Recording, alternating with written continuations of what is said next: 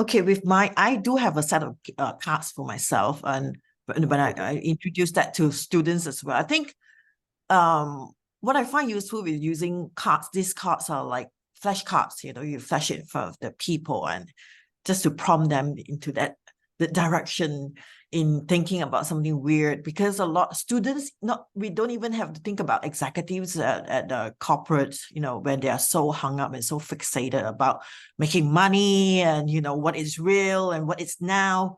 So those cards get them to suspend reality, at least for a while, to think, what could be, like, really far out.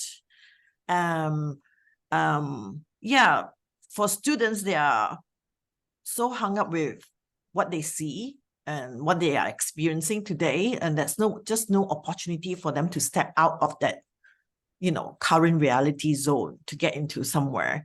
And so the cards introduce weird scenarios, things that they haven't thought about, to get them into a space to stir up some curiosity and imagination. I think imagination is so crucial, as the future is not here yet. So when you're thinking about the future, there's so many alternatives, what could possibly happen. So imagination plays a huge role here. Yes, and I think in one of the workshops that I had with bankers, of course, we know banks, we know the kind of training that they usually or normally receive or get on an annual basis, that they don't get these kinds of experiences.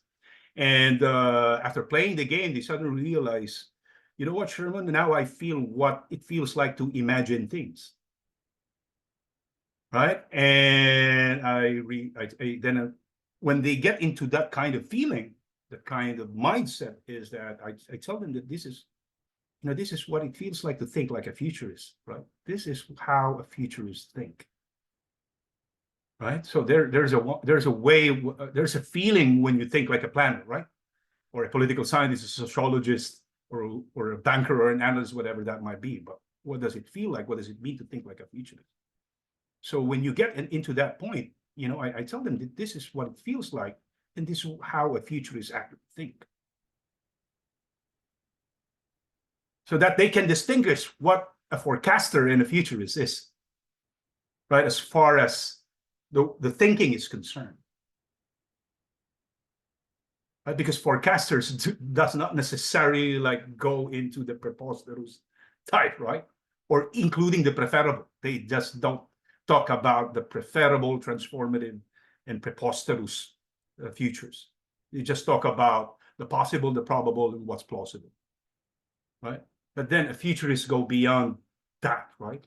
And what we emphasize really is the preposterous, the preferable, which these things are value judgment-based types of futures, really quite hard and challenging, to talk about the preferable future, especially when you are, in the real world, right? Like these are value judgments, and especially the transformative things are not easy.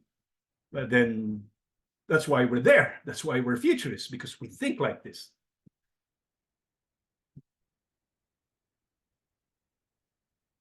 And then they get wild after that, right? And then I remind them after that, okay, hold your horses, please, right? Like, yeah, come back to crazy, really, after this. Yeah.